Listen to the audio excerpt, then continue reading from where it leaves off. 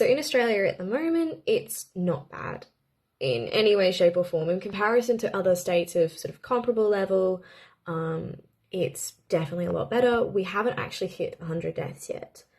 So I believe it's 62 deaths in Australia as of the 13th of April, and we're under 7,000 cases of people who've been diagnosed with it. So realistically, we're really doing well on that front. But that is mainly because for the last sort of month, it's been taken incredibly seriously. I would actually say a month and a half. Australia's been taking this problem very, very seriously.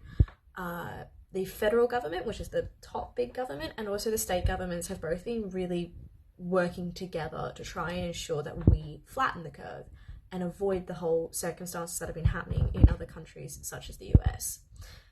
In regards to that has meant that they've had to put in quite significant restrictions. For example, these will ultimately differ from state to state, but generally there's a ban on non-essential travel and non-essential leaving the house, essentially. So, for example, I can go out for a run, or I can go to the shops to buy groceries, but I can't go out to my friends and go to 100 guest gathering. And on top of that, they've also implemented things like social distancing rules. So what that means is essentially stopping the amount of so you keep 1.5 meters in between people in general across sort of in public, minimize the amount of sort of touching you do of objects in public spaces, and just keeping general awareness of social distancing and hygiene rules. So that's been really, really encouraged.